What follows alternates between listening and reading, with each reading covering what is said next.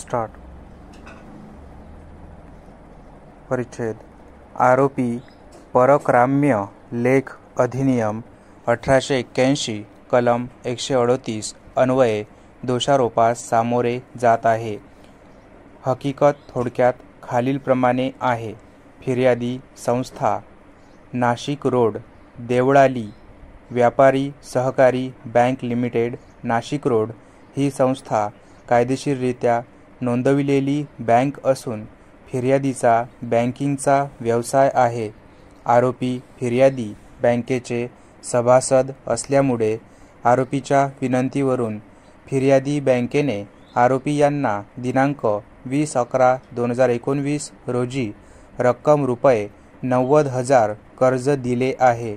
आरोपीने सदरचे कर्जाची रक्कम त्यावरील व्याजासह परतफेड करण्याचे मान्य व कबूल केले होते, परंतु तसे आरोपीने केलेले नाही. बँक अधिकाऱ्यांनी आरोपीकडे रक्कम व व्याजाची मागणी केली होती. आरोपी याने कायदेशीररित्या लागू करण्यायोग्य दायित्वाप्रमाणे देणे लागत असलेल्या रकमेपोटी नाशिक रोड, देवळाली व्यापारी सहकारी बँक लिमिटेड, नाशिक रोड या बँकेचा धनादेश क्रमांक 479 दिनांक 12/8/2021 रोजीचा रक्कम रुपये 23,500 चा धनादेश दिला होता. सदरचा धनादेश वटेल याची हमी देखील आरोपीने दिली होती. त्याप्रमाणे फिर्यादी यांनी सदरचा धनादेश दिनांक 12/8/2021 रोजी वटणेकामी आरोपीचे खाते असलेल्या बँकेमध्ये भरला असता सदरचा धनादेश दिनांक 13/8/2021 रोजी न वटता नॉन अरेंज्ड फॉर या शेऱ्यासह परत आला.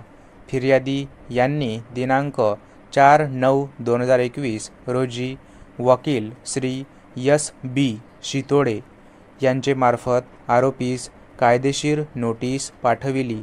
सदरची नोटीस आरोपीस दिनांक 6/9/2021 रोजी मिळाली आहे. आरोपीने धनादेशावरील रक्कम मुदतीत फिर्यादी बँकेत जमा केली नाही. सबब फिर्यादी यांनी आरोपीविरुद्ध फिर्याद दाखल केली. माझे पूर्वाधिकारी यांनी आरोपीविरुद्ध परक्राम्य लेख अधिनियम 1881 कलम 138 अन्वये निशाणी 1 वर जारी करण्याची प्रक्रियेचा आदेश दिनांक 22/3/2022 रोजी पारित झालेला आहे. त्याप्रमाणे समन्स मिळाल्यावर आरोपी सदर प्रकरणामध्ये उपस्थित झाला व त्याने दिलेला जामीन स्वीकारून त्यास वैयक्तिक व जामीनदार जातमुचलक्यावर सोडले आहे. मी आरोपीविरुद्ध परक्राम्य लेख अधिनियम 1881 कलम 138 नुसार निवेदन निशाणी क्रमांक 11 निश्चित केलेले आहे. सदर निवेदन आरोपीला त्याच्या बोलीभाषेत वाचून दाखविले व समजावून सांगण्यात आले. आरोपीने गुन्हा नाकबूल केला आहे.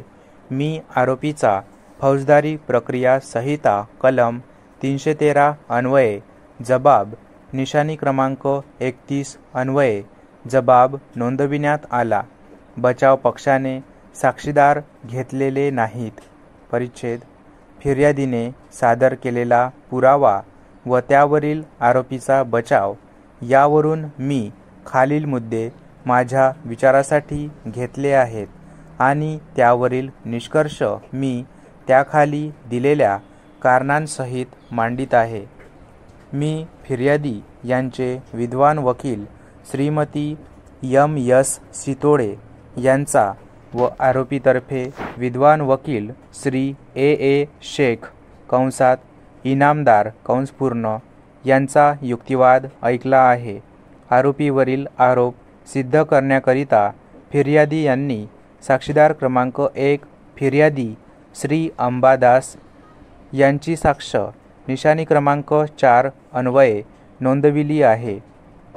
तसेच फिर्यादी यांनी निशाणी क्रमांक 3चे यादीसह पुरावा म्हणून फिर्यादी बँकेने फिर्यादी अंबादास यांना अधिकारपत्र दिल्याचे अधिकारपत्राची सत्यप्रत, निशाणी क्रमांक 12 फिर्यादीस दिलेला चेक खात्यात भरल्याची मूळ पावती, निशाणी क्रमांक 13 आरोपीने फिर्यादीस दिलेला मूळ चेक नंबर 479, निशाणी क्रमांक 14 चेक रिटर्न मेमो, निशाणी क्रमांक 15 वकिलांमार्फत पाठविलेली नोटीस, निशाणी क्रमांक 16 RPAD पाठविलेल्या नोटीसची पेड रिसीट, निशाणी क्रमांक 17 खाते उतारा, निशाणी क्रमांक 18 प्रकरणामध्ये दाखल केले आहे.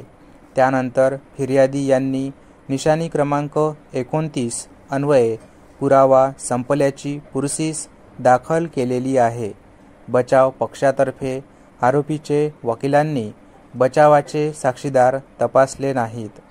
परिच्छेद फिर्यादी संस्था नाशिक रोड देवळाली व्यापारी सहकारी बँक लिमिटेड नाशिक रोड ही संस्था कायदेशीररित्या नोंदविलेली बँक असून फिर्यादीचा बँकिंगचा व्यवसाय आहे. आरोपी फिर्यादी बँकेचे सभासद असल्यामुळे आरोपीच्या विनंतीवरून फिर्यादी बँकेने आरोपी यांना दिनांक 20/11/2019 रोजी रक्कम रुपये 90,000 कर्ज दिले आहे. आरोपीने सदरचे कर्जाची रक्कम त्यावरील व्याजासह परतफेड करण्याचे मान्य व कबूल केले होते, परंतु तसे आरोपीने केले नाही. बँक अधिकाऱ्यांनी आरोपीकडे रक्कम व व्याजाची मागणी केली होती.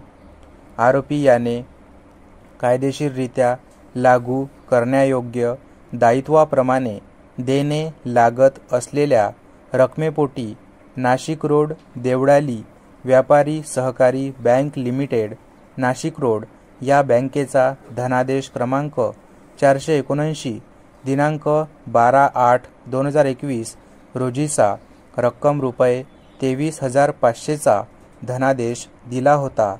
सदरचा धनादेश वटेल याची हमी देखील आरोपीने दिली होती. त्याप्रमाणे फिर्यादी यांनी सदरचा धनादेश दिनांक 12/8/2021 रोजी वटणेकामी आरोपीचे खाते असलेल्या बँकेमध्ये भरला असता सदरचा धनादेश दिनांक 13/8/2021 रोजी न वटता नॉन अरेंज्ड फॉर या शेऱ्यासह परत आला.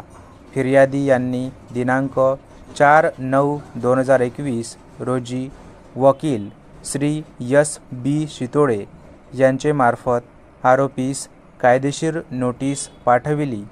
सदरची नोटीस आरोपीस दिनांक 6/9/2021 रोजी मिळाली आहे. आरोपीने धनादेशावरील रक्कम मुदतीत फिर्यादी बँकेत जमा केली नाही. सबब फिर्यादी यांनी आरोपीविरुद्ध फिर्याद दाखल केली.